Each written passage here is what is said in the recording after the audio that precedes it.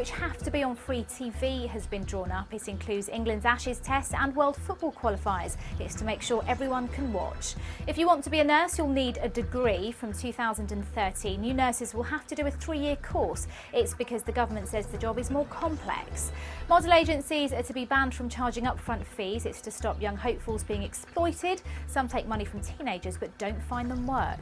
Sir Alex Ferguson's got a touchline ban for ranting about a ref. The Manchester United manager also got a fine. He made the comments after a match in October. I'm back at 10. Watch out now, it's the world's strictest parents.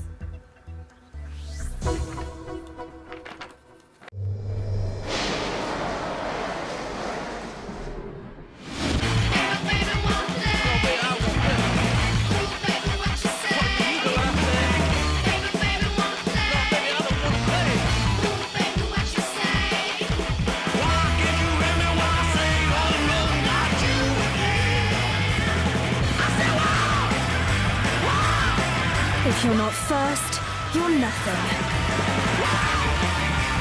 The nation's unsung heroes compete to be the hottest young talent in their profession. Starting with Young Butcher of the Year, Monday at 10:30 on BBC Three.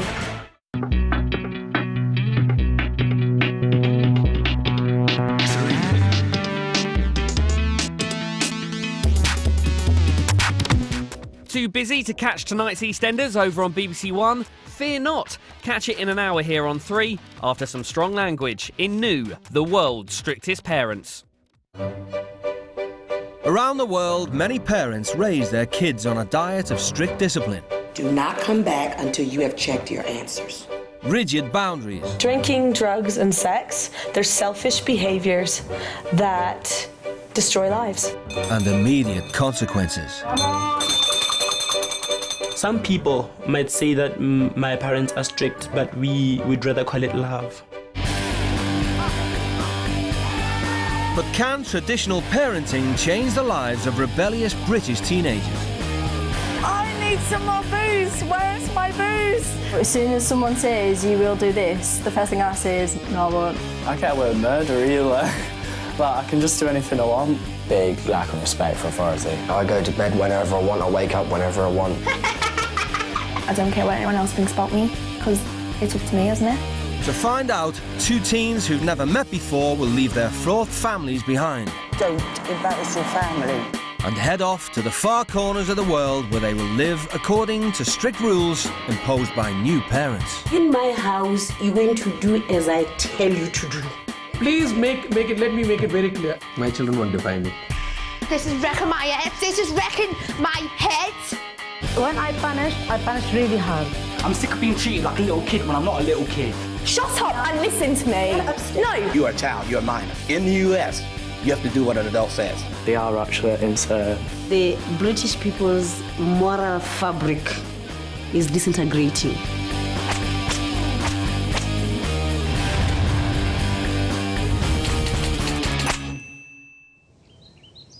What are you up to tonight? Having a party. Have you asked Mum? Yeah.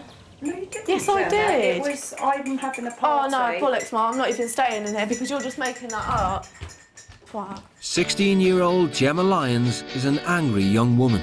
I'm going to put that girl in hospital. When I'm angry, I don't know, this thing comes over me. I don't care what I say. I shout, I scream, push stuff over. Mate, I am going to knock that boy out.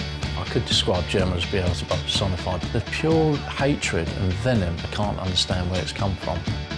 Gemma was a dedicated student, but she's just been expelled from her 2nd school. Well, I think in total I must have spent just short of £30,000 sending Gemma to private school. She was downright rude in maths, and she was sitting next to one of the old nuns up there, and they had to drag her out. Swearing at teachers in this college is wholly unacceptable. It's against the college code of conduct. Gemma did it. That's gross misconduct. Gemma has to go. With no school and no job, Gemma has plenty of time to party. Gemma's smashed as always. And she's very good at getting her own way. She's a pretty girl and she knows she gets away with things. She knows she does. She flushes her eyelids and all the boys come running. I just can make these boys like just fall in love with me and they just become obsessed with me. Which I personally think is absolutely disgusting. She uses people, basically.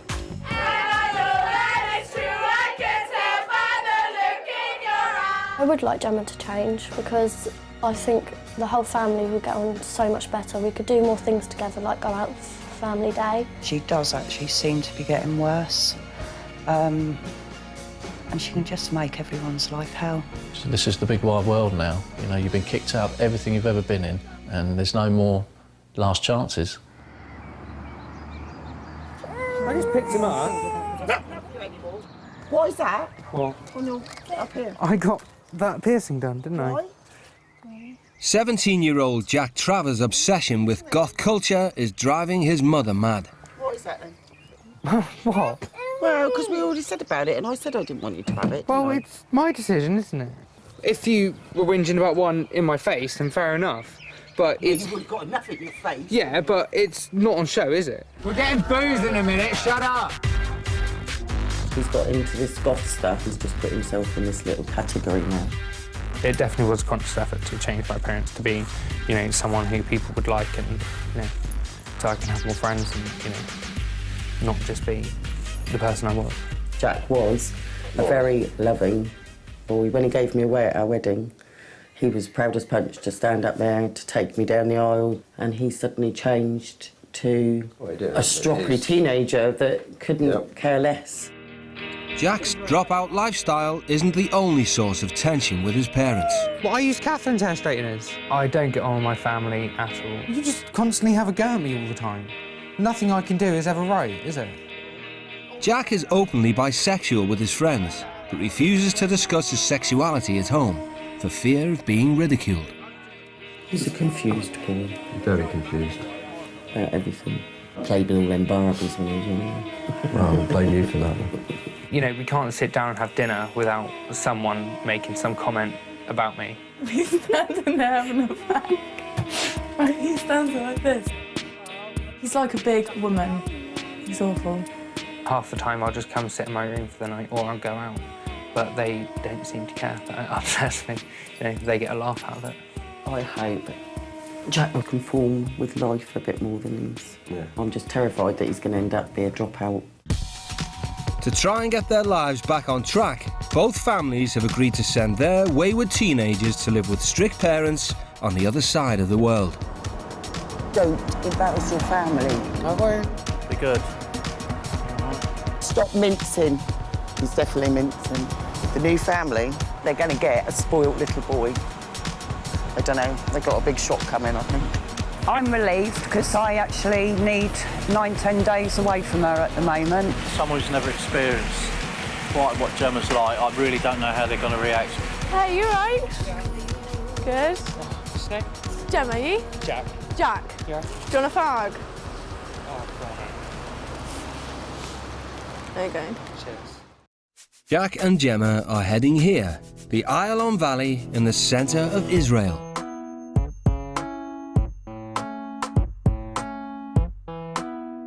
They'll be living with the Sha-keds, Orthodox Jews who parent according to laws set out in the Old Testament. We try to instill within our children is that there's always a higher authority governing their actions and their words, and especially their deeds.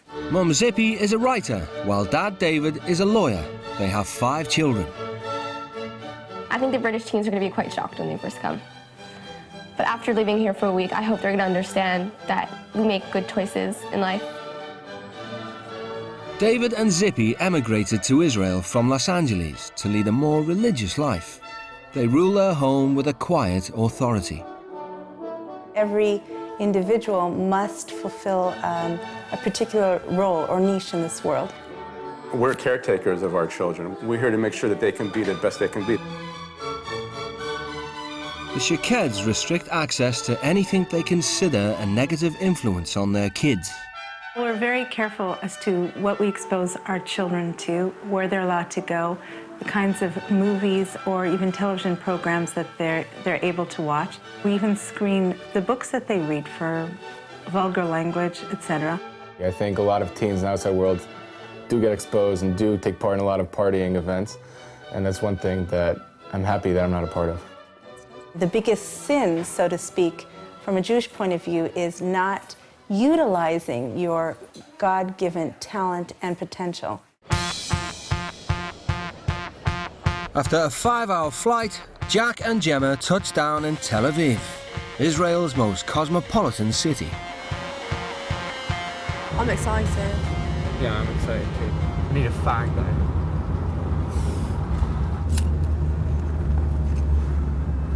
Israel was created as a Jewish homeland in 1948 after the horrors of the Nazi Holocaust. Today, over 3/4 of its population are practicing Jews. We definitely got more into the religious part, haven't we? Yeah. Religious people just get on my nerves. The Sha-keds live in a gated settlement 30 miles inland. Each family is vetted by a community council before they're invited to move in. Families who do not adhere to the rigorous standards of the cooperative can be asked to leave. Bruchim habayim. It means welcome. I'm Jack. I'm David. Hey, Pleasure. Give me a hug. I'm Gemma. All right. Hey, Jack. welcome. Nice to meet you. My son, Matan. Hi, I'm Sienna. I'm Gemma. Ori. Hello, nice to meet you. Ori. For the next 8 days, Jack and Gemma will be required to observe the strict rules of Orthodox Judaism. Our kids are quite musical. We have the two girls playing the harp, and Matan, he plays the piano. And you guys? You guys play musical instruments? I can't play anything. I don't, but I love the guitar. Okay, good. All right. Oh wow. This is our library. Do you enjoy reading? Yeah, a little bit. What's so funny? Nothing, sorry, carry on. Okay. All right. Neither teens have any idea exactly what they've let themselves in for. Okay, Gemma, here's your room. Why don't you come on in? Get acclimated. But it's really rude because when I came in, he shook Jack's hand, but he didn't touch mine. And none of them boys, like, kissed, like, do you know what I mean, greeted me. All right, Jack, here's your room for the week. Come on in, relax. Yeah, they're really nice actually. They weren't what I was expecting at all. They don't seem that strict though, like, but then they haven't had any reason to be stricter, have they? In Judaism, the 5th commandment states, "Honor your father and your mother." Jack, Gemma, can you come to the dining room, please?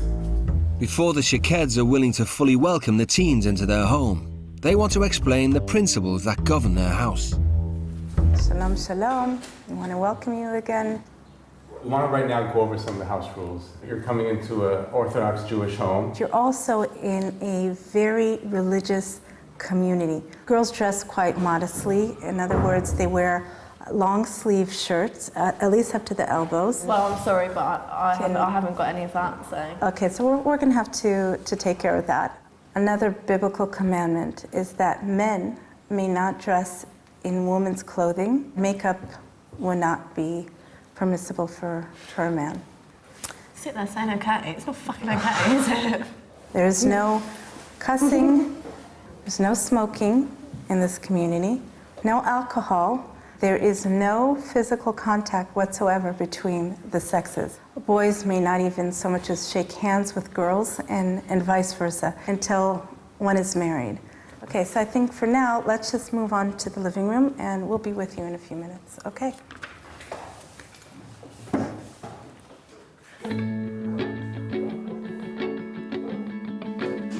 To comply with Jewish orthodoxy, David and Zippy must tackle the teens' outfits as a matter of urgency. What we do require of you is that the clothing that you wear will conform to community standards. I'm going to be perfectly honest with you, I'll wear what the fuck I want. Okay, then you will probably wind up staying indoors mostly. Well, if that's that, then that is that, but I will wear what I want. It will really be a shame, Gemma, traveling thousands of kilometers here. It may be, but... And not being able to see Israel. Can I just ask, what, Sure. from what I'm wearing, what is like, you know, would you say wasn't okay? We would have to get rid of the nail polish, Jack. I don't know what you call these, those gloves, the wrist guards, whatever it's called.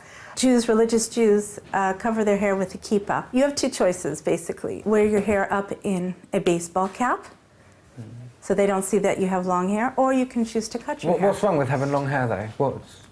I mean, when we you know, driving around Israel, I've seen loads of people with long hair. You're in a religious Jewish community, and you won't find one guy, one teenage guy, anywhere in the community with long hair. Okay.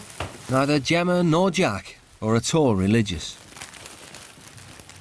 Just because they're Jewish, right, they can follow it, do whatever they want, you know.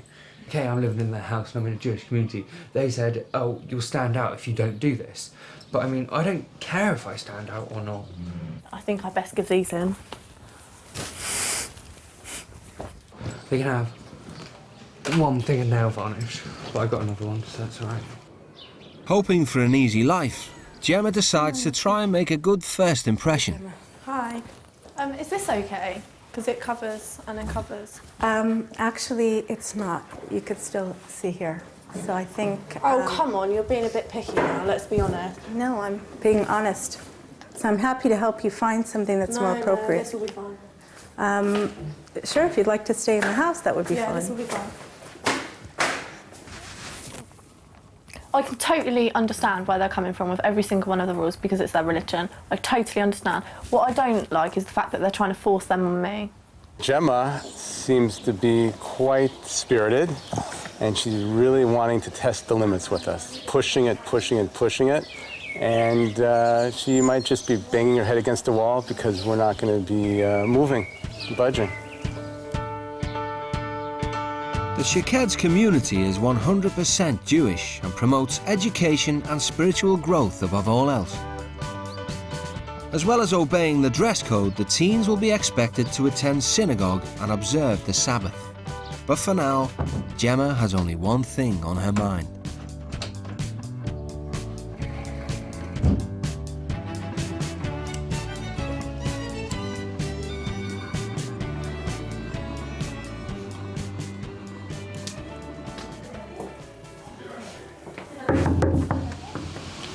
Who is it? Huh?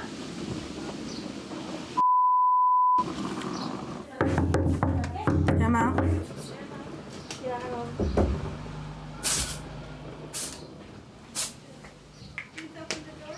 Yeah.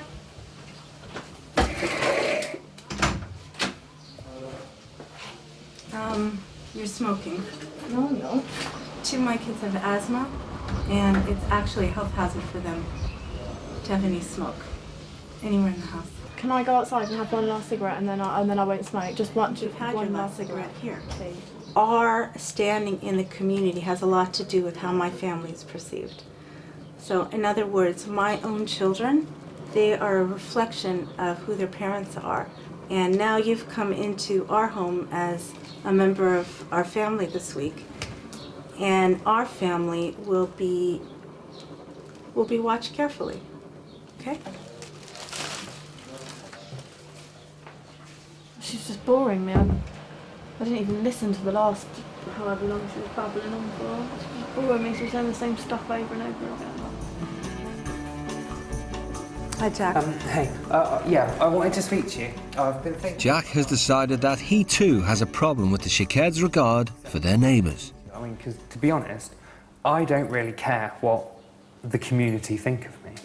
So, you know, I don't see why I should have to do stuff to make them happy. Not so much that we care what you think, what the community thinks. It's what the standard and requirements are, so you have to go by it. I think you could benefit from, you know, us being here, so, you know, giving us a little bit of leeway, so you benefit from it, definitely. I think it's more the opposite. You're trying to maybe learn something from us. I think you should really think about it. Think about the position that you would be putting us in terms of the community.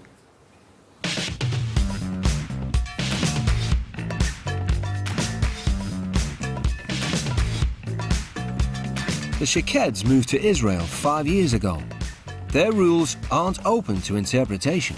Right. I'm afraid that that's not going to work because it is quite see-through. So we're going to have to try again. Do you have another option?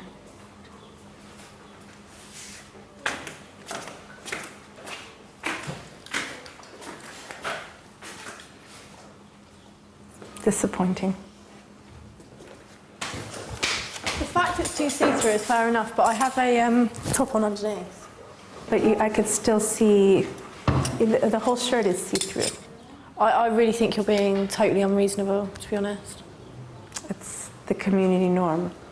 So I think you're being unreasonable, being The community norm. I'm sorry, but you sound like a herd of sheep. You just follow one another. Is that what you do? Until you watch your mouth and you realize that it's just such a poor reflection on not just yourself, but how your parents brought you up. Don't bring my parents into this. No. Do you know what? No, do not bring my parents into this. My parents? Are you trying to say my parents brought me up badly? Is that what you're trying to say? You represent who you've come from. I don't know your parents. My parents? You don't know my parents. You don't fucking stand there fucking talking about my parents. You need to shut up. Obviously, you have not been brought up to be respectful of adults. Shut up and listen to me. Get upstairs. No, bollocks. I'm not going to get upstairs. Get upstairs. No, you're in my home. I don't really care. Until you apologise about slagging off my parents, I'm not going anywhere. You go up to the room. Okay, you know what? I'm going to have to ask you. If you don't comply, you're out. You are out. Let's cut it out. This is not helping, all right? No. This is going off this is going in a tangent. Just leave. You go upstairs. If you go inside here, I will call the community authorities and you won't be... Do not leave like this. I'm not going after her. Gemma's been in Israel for less than 4 hours. She's lucky I didn't slap her. Gemma, I was in the middle of talking to you and you just picked up and ran. I didn't appreciate that. I've said I'm not going to talk. Let me ask you something. No, look, I'm not going to talk until your wife apologises to me. She's not going to apologize. Well, then I'm not done through talking. You came to this country for a reason. Why'd you come? What's your goal? Why'd you come here?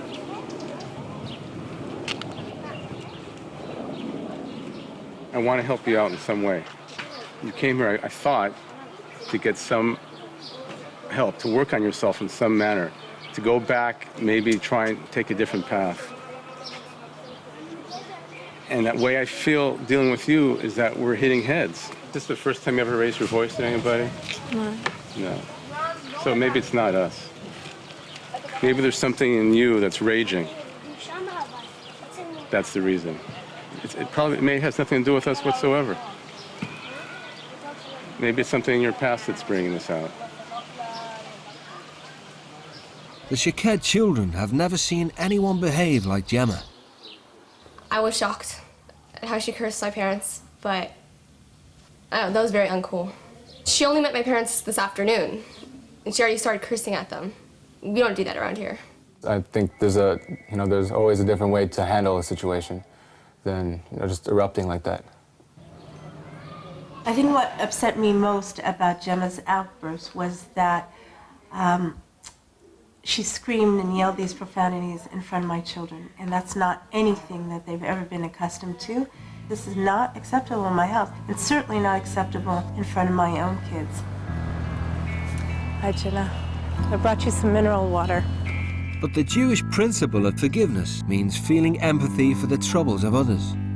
To help Gemma back down, Zippy is prepared to make the first move. I propose, let's start over. New slate. Start from scratch. How do you feel about that? It'd be all right to give you a hug?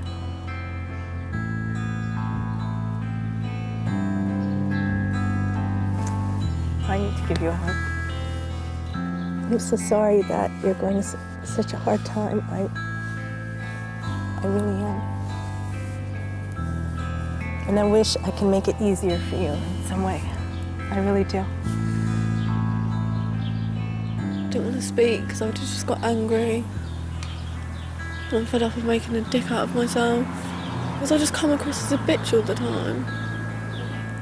I wish I could just be able to talk about it, calmly.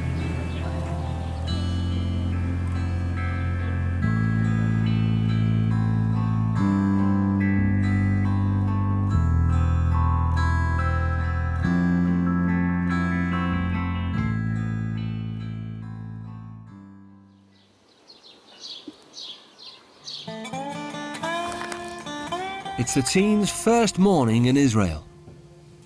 I'm going to try not to argue today, but obviously if you said something I agree with, I'm not just going to sit there and nod my head and pretend everything's okay. That's not the type of person I am. Today, the family want Jack and Gemma to experience an integral part of Israeli tradition. Here's some clothes for today. It's from work clothes. A lot of people here, especially teenage kids, work on the kibbutz here when they need you. And my son, sometimes they take the kids out of high school and put them on the farm, so to speak.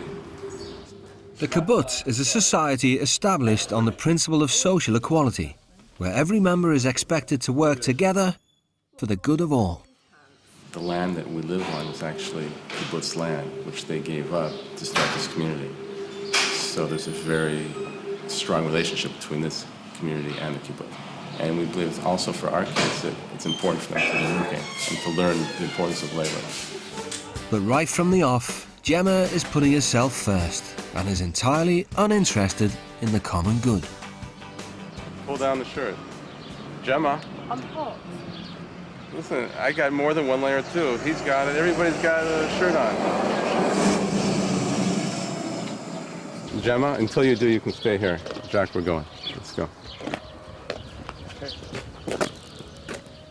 It's not even being stubborn, it's just a simple right to wear what I want. Do you know what I mean? It really is a simple right. If I'm hot, I'm hot. There's not much I can do about that. But if they say that they're offended by you having a stomach I don't give a fuck if they're offended. Today, less than 5% of Israelis live on a kibbutz. But those who do embody a traditional Jewish work ethic. Jack, I'd like to meet Tal. Tal, this is Jack. Yeah. Tal's going to be helping you out with the work on the kibbutz. So we're going to get started with some work. Stinks. I don't know if I'll be able to do it. Just tell yourself you will do it. Don't leave any room for doubt. You can do it. Oh, come on. We are going to enjoy it. While Jack starts work on the farm, Gemma keeps working on her tan. I wish Gemma was here because, first of all, it wouldn't take as long, and second of all, she's got fags, and I really need a fag. I don't think Gemma feels any guilt whatsoever that Jack is carrying her load. I don't think it bothers her in the least.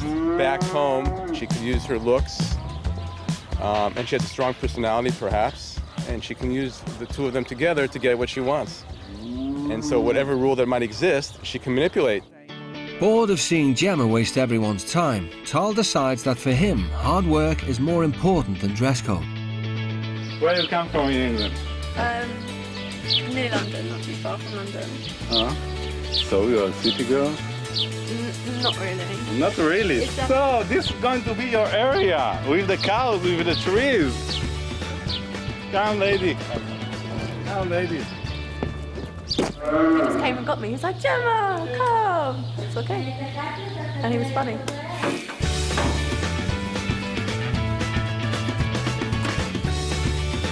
Much to Gemma's surprise, it turns out work can be fun. Fucking hell, hello. I absolutely loved working in the farm with the cows. I enjoy getting stuck into things.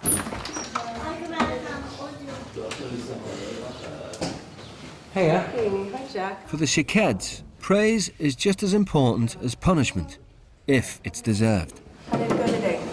It was good, yeah. I actually quite enjoyed it. Yeah. What about you?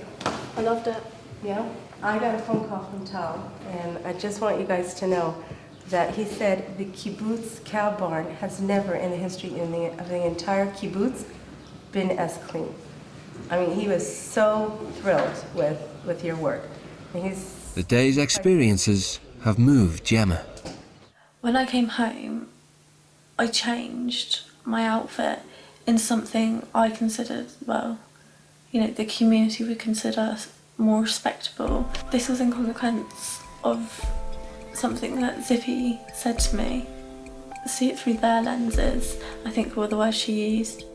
Pleased with the day's progress, the Sha-keds are hoping that Jack and Gemma are becoming more receptive to their way of life. Hi guys. Gemma has asked to meet a few of the neighbours that make up the Sha-keds community to ask her own questions about the Jewish way of life. So I know that you cover your head when you're married, but how come you don't cover your head? Can you keep a secret? Can you keep another secret? This is a wig. Really? So is this. Really? Yeah. Really? Yeah. Looks good. Well, Is it like your natural hair? No. Nothing. Oh, does it look like my natural hair?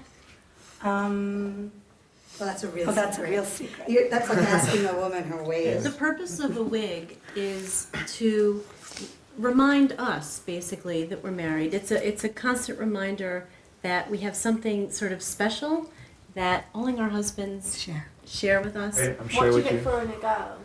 You're looking for the inner person, which might not be reflected in the outer person, because I think everyone has something inside that it's impossible to show on the outside. What do you think about losing your virginity? The average age in England for a girl, I'd say, to lose her virginity is probably about 15. Sex is for grown-ups. I'm sorry. It's I, just for grown-ups. I am going to totally disagree with you. I'm not going to lie to you. I had sex with my first love, and Where is he now? I'm sorry, I didn't catch that. that was kind of rude. I really am sorry. And for me, it was one of the most amazing nights of my life. He made it so special for me, and even now I'm still really good friends with him. And I would have asked for anyone better to have lost my virginity to. Well, What about your husband? No, because at the time, that's who I wanted to be with. That's who I loved. That's who was my best friend. That's who I cared about. And for me, it couldn't have been more perfect.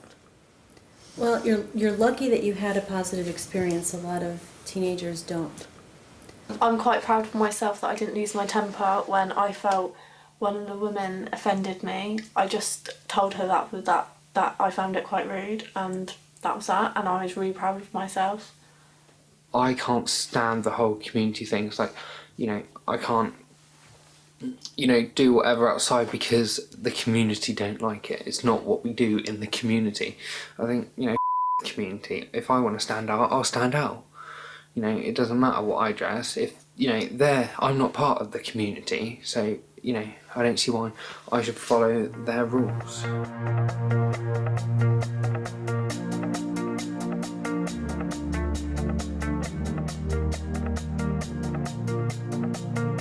The Sha-keds have taken Jack and Gemma to join classes at the community synagogue to continue discussions about relationships between the sexes. But what happens when a beautiful teenage girl meets a man and she's dressed in a string bikini? What happens? That's all he can see. He just sees her body. He's not interested in anything else other than her physical being. He's not seeing who she really is. What happens if, again, another boy, and then again, another boy and another boy, and you end up getting married after this? What happens to your partner? You start comparing between ones you've had before and the new one.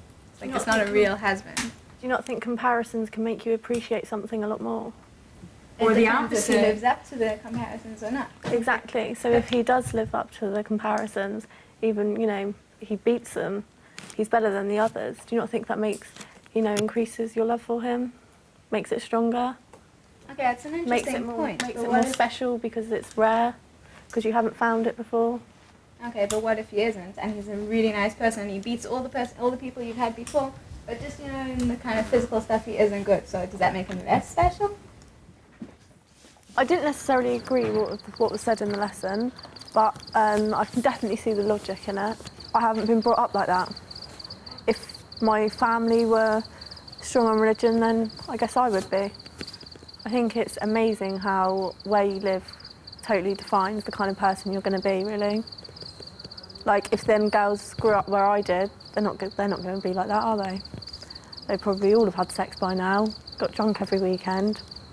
Gemma might be making progress, but for Jack, the lesson touches a raw nerve. At a certain point in life, all of us feel a need, somewhere very deep down, to bond with another person in a very deep way, and to embark upon a journey together where we share life. You know, boy meets a girl, and he starts to learn more about her. And he gets very, very excited at what he starts to discover, right? About what she looks like, and where she's from, and et cetera, et cetera. Those are all superficial things. But very often, before we get to know the real person, we jump into a very physically intimate relationship.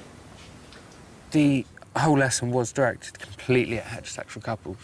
And, you know, fair enough, but, you know, like 1 in 10 people are gay. There was at least, I think there was 9 or 10 other guys there, so which means one of them has to be gay, which means someone else in there must have felt quite awkward sat there being told, yeah, when you find a woman, all this lot. So, yeah, I think it's quite bad, actually. Back home, Jack's family regularly tease him about his sexuality. Outside, the local lad's innocent banter is making for uncomfortable conversation. Do you want to marry someone that's gothic? I don't want to marry anyone. Really? Yeah. Why not? How come? It's never interested me at all. I think it's awesome to like always have someone with you, even like, you know, someone always take care about you, even when you're old. And someone No, I can take care of myself. I don't need anyone else. Do you ever feel like lonely though? It's a gothic thing, or it's you? No, it's just me. Personally, I don't want to get married. Jack's problems at home have made admitting his sexuality in public difficult. It's not something I shout about because I don't think of it as such a big deal. But it's also, I'm not embarrassed about it. If it comes up, I'll tell people straight. You know, because I'm not embarrassed about it at all.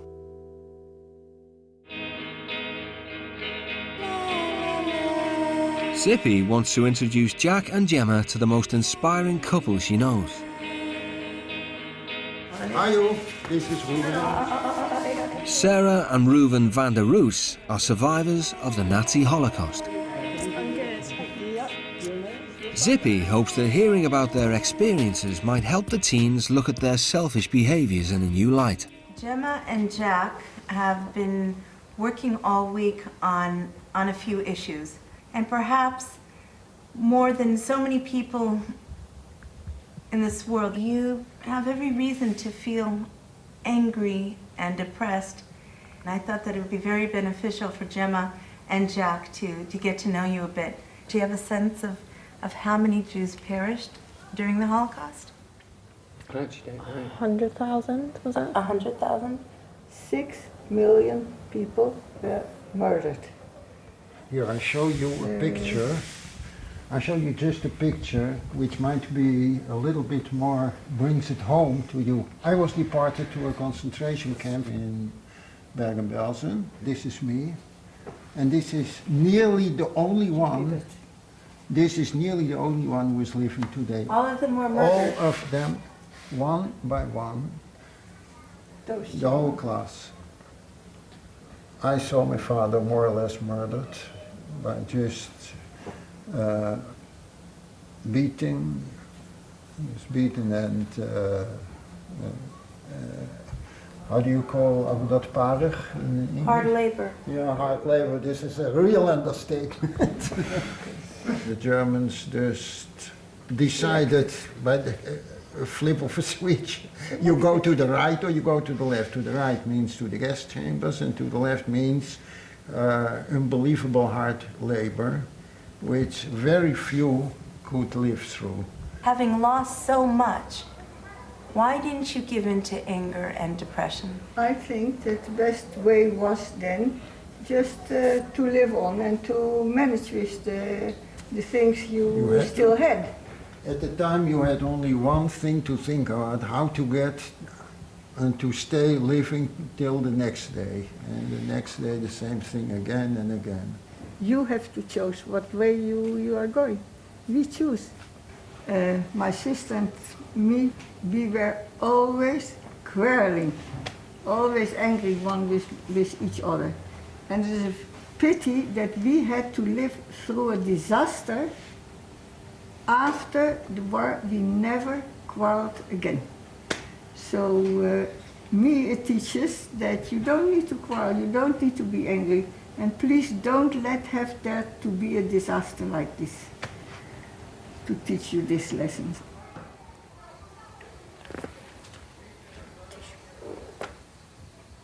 It was just so touching. can't comprehend what they went through at all. It's just unbelievable. My mum could just go out, I could have an argument with her, she could go out, get in the car and not come back, you know, and it really makes you think, you know, is the last thing you want to say to them, you know, does it want to be a big row?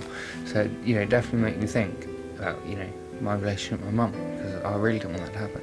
In a way, it's kind of selfish to live your life in anger constantly and to be angry all the time, and you should appreciate what you have got, like they said. I feel totally selfish, the fact that I've been angry at such small things.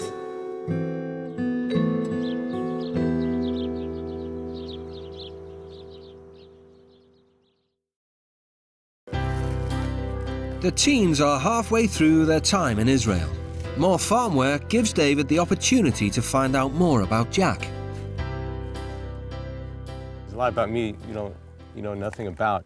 And one thing I'd like to tell you is when I was growing up, I loved to surf. I used to surf all the time, and I loved it. And I noticed there was a difference between surfing and immersing yourself in the culture of surfing. A lot of times the culture would include just hanging out at the beach all day long, maybe drinking a bit, smoking a bit. And I said, that's just like vegetating. I couldn't see my life just vegetating, going nowhere.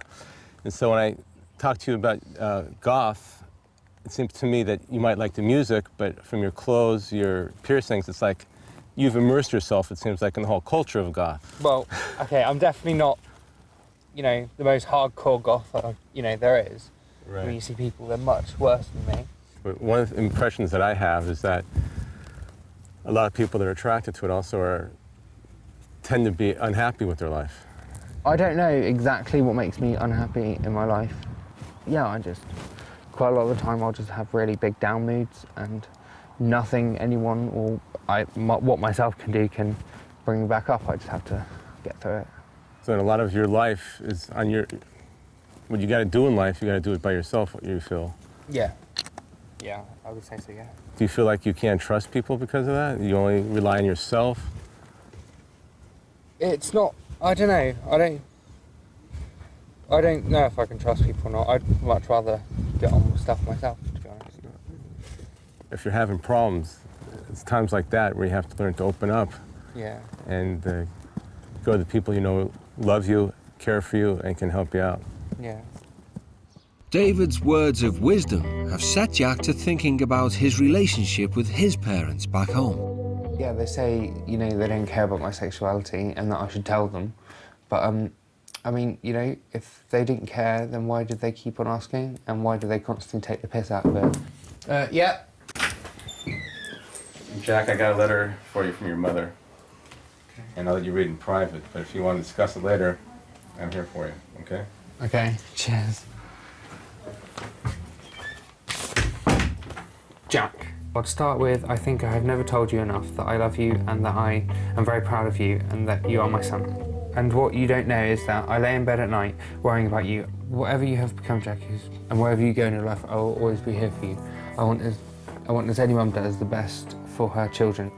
It does not matter to me or us whether you are straight, gay or bisexual. We love you and always will. Stay safe, Jack. All my love, Mum. The main reason why I go out and do, you know, I don't intentionally, you know, do all the stuff that she doesn't like go out, you know, hang out with my friends rather than, you know, go see her and stuff. And, you know, but I don't, you know, do it intentionally, but the reason I do go out is because I have such a hard time at home because of the people there. And I don't think it's necessarily down to me to try and change that, it's up to them as well. Yeah, I reckon if, you know, I didn't get this letter, a lot of the stuff said in it, you know, I wouldn't have known, and Mum wouldn't have said, so, you know, I hope from it, you know, we do get a better relationship out of it.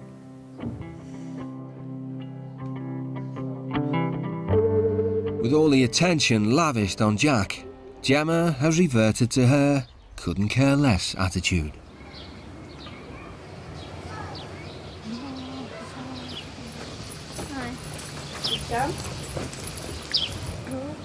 Why?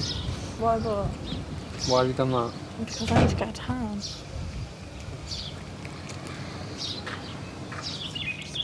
I'm looking at your paper. Zippy can't believe her eyes. She is humiliating us. She's showing complete disrespect. And of course, once again, She's being her own worst enemy.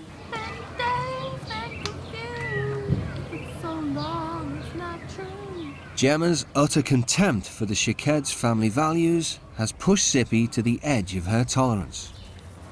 I'm hurt that you did this in front of the entire neighborhood, in front of anybody that could possibly see you. And I feel that it's a lack of trust and a lack of respect. I had commended you for rising above some of your desires of wearing immodest clothing and showing respect for everyone that you've met and dressing accordingly. And I'm not really sure why you did this, but I have to say that it's really over for us at this point. There's really nothing left for me to say other than, I wish you well. I wish you well.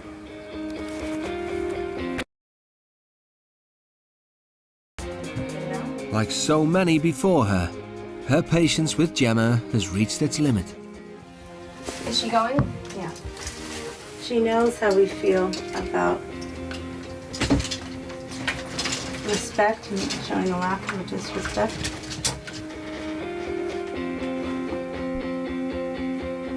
I believe that making her leave is the only decision we have. We have no choice. If she chooses to behave this way in this community, then she cannot stay here. Being asked to leave is an all too familiar ending for Gemma. Driving away from school when I got expelled, driving home from college when I got asked to leave, driving away from my home when I got asked to leave, same kind of thing. You would have thought I learned my lesson first.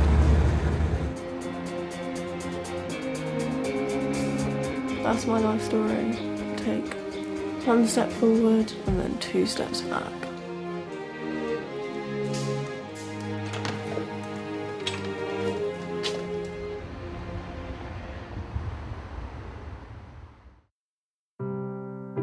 In the spirit of forgiveness, David and Zippy have decided they're prepared to let Gemma return, but they want to use this opportunity to teach her a lesson.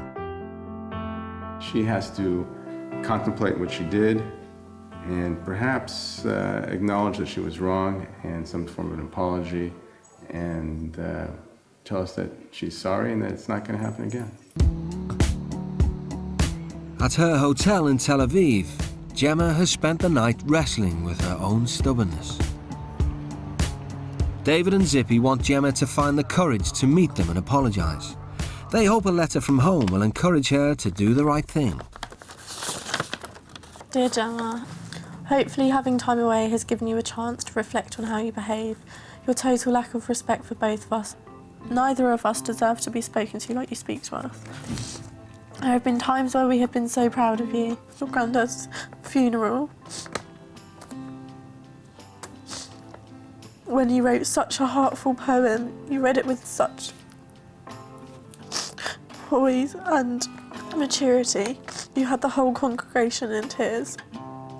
But those words you read don't seem to hold much to you anymore. You promised to make Granddad proud of you. Well, we don't think you could say you have kept that promise. We love you very much, Gemma. Remember, you're our little girl and always will be. And we just try and do what's best for you. Lots of love, sweetheart, Mum and Dad. What can I say? I totally agree with everything that is written on here. My behaviour is embarrassing because I'm the product of my mum and dad, aren't I?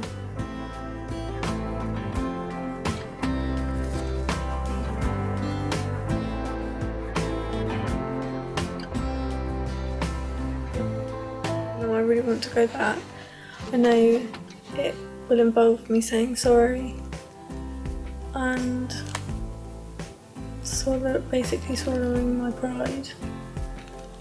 And that's something that I find really hard to do.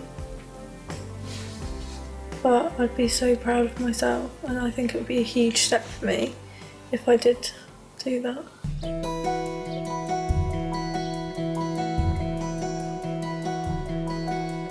It's the agreed meeting time in Jerusalem.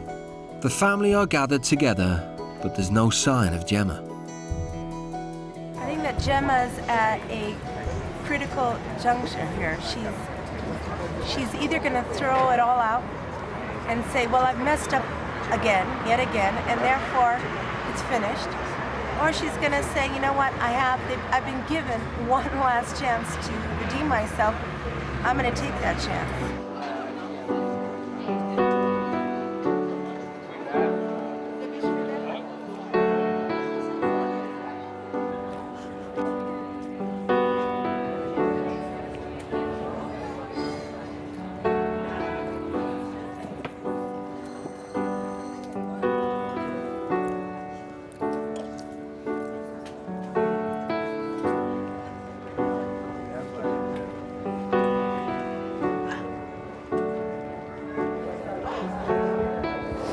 Sorry I offended you yesterday.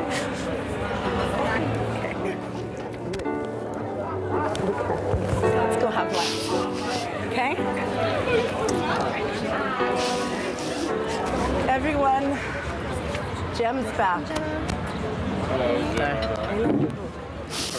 I know what enormous strength it took for Gemma to come to me and to actually apologize, possibly for the first time in her life, that what she did was wrong, and how she realized that she had in fact hurt us.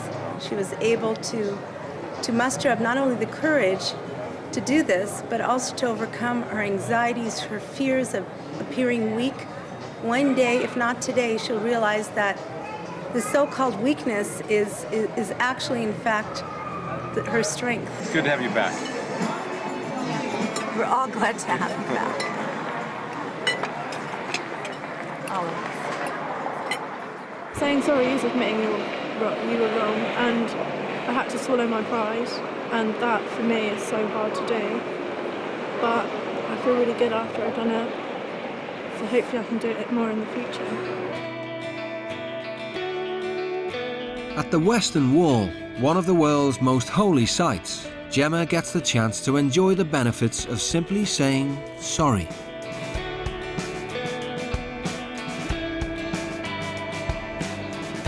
That is absolutely amazing.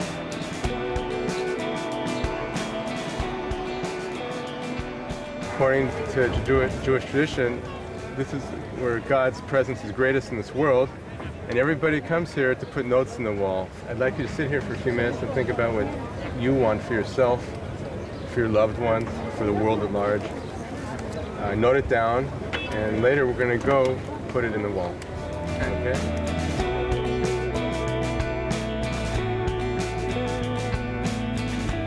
I've wrote about that I hope today's a new beginning. I said thank you for this experience. Prayed for my granddad and for my parents. And I pray that I hope that one day I make them proud. I just wrote about, improving the relationship with my mother and, in general, my entire family, and to not argue with them as much. And, about finishing college and, generally, making my life better.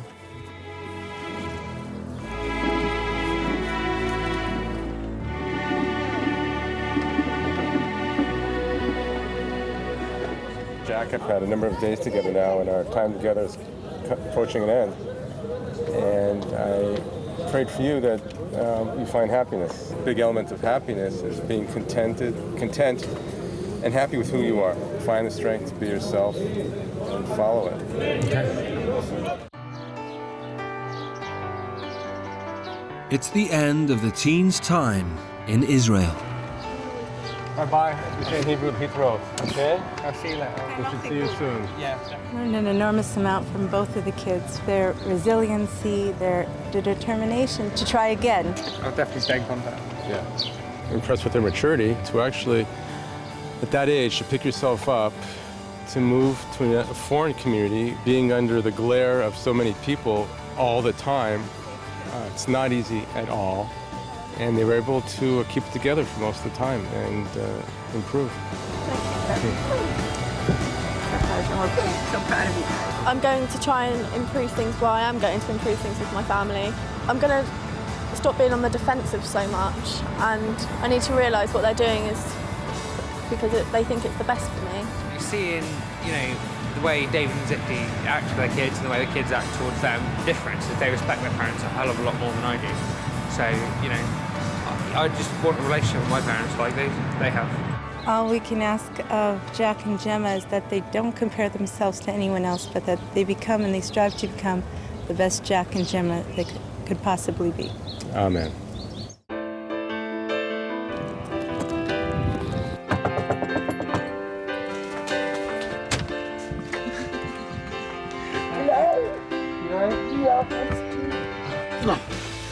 You right? Yeah, I'm good. Did you have a good time? Yeah, it was really good. I really missed you. I missed you too. Did you behave? Yes. I realised that I, you know, don't respect you as much as I should do. And like... Well done. I'm proud of you. And really missed you. I missed you too. I did. That's good. Still love me then? Yes. Because you hated me earlier. Do you want the bacon and eggs? Yes, please. I think Jack has really changed. I think he looks happier. His whole body language changed. He's stood up more. He's just he's smiling, which is something he doesn't normally do. So I think it's done him the world of good. I really do.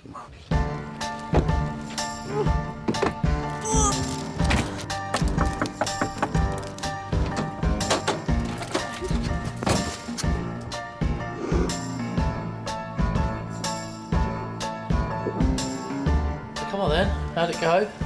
Yeah, it was definitely the best experience I've ever had. Really? No regrets going then? No. I don't regret anything I've done at all. Like, even though it was totally disrespectful to get into my bikini, I don't regret it because I learnt something out of it. I learnt how much you can get out of dressing modestly. I'm definitely going to continue. How do you think it's changed you? If there was something that I wasn't happy about with you guys, I wouldn't shout. I'd want to sit down and talk about it. Peacefully? Yeah. You've grown up a bit when you've been out there? Yeah, definitely. Next time on the world's strictest parents, headstrong Debbie McQueen. As soon as someone says you will do this, the first thing I say is no, I won't. At the minute, I'm at a loss as to exactly where to move forward from here. And wannabe rock star Daniel Drinkwater. He's got to learn about other things in life as well. He's got to know that he's got to do well at school and that. My lifestyle is self-indulgent and decadent. Get new parents in Lebanon. You must obey rules. You know? Don't, I swear I will kick off. Because if we get caught smoking, we get sent home for 3 days. You are absolutely wrong. Yes, I am. Yes, exactly. Yes, you are. I shall live alone. Find her a cave in somewhere, a place, and live there.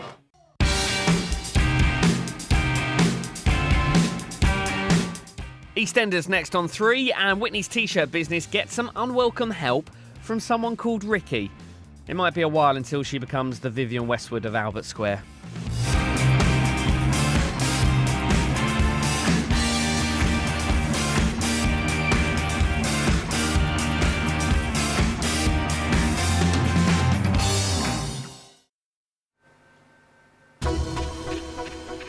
Hi, I'm Tina. Here's a look at what's making the global networks. Indecision over Afghanistan. CNN looked at whether Barack Obama should send more troops to the country. Al Jazeera said the US ambassador opposed it because of corruption. GMA were in the gunman's flat. They reported missed signals on the US Army doctor who killed 13. The man was able to buy a gun even though the FBI was watching him. A terror trial in Spain was on TVE. 11 men are charged over an alleged plot to bomb the Barcelona subway. The suspects all pleaded innocent. It's hotter than usual in Oz. ABC said Adelaide had recorded its first November heat wave. Residents have been trying to keep cool in temperatures of 35 degrees. And a woman flying high in the Red Arrows. BBC World News talked to the first female member of the display team. Pilot Kirsty Moore said she was blown away to get into the squad. I'm back at 11 with the showbiz. Next on 3, it's EastEnders.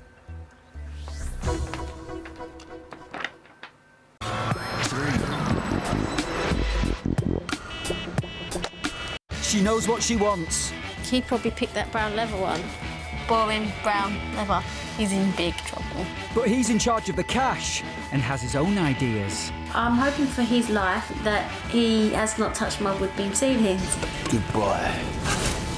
Will their ideas mirror each other's, or is he building for disaster? He's never done anything like this before. Mad About the House continues Tuesday at 8 on BBC Three. Now on BBC Three, get up to date with the gossip from the Square in EastEnders. Then stick around after, because something else bang up to date. A new ep of Russell Howard's Good News. Then in an hour at 11, more comedy with the Griffins. It's the Family Guy Double.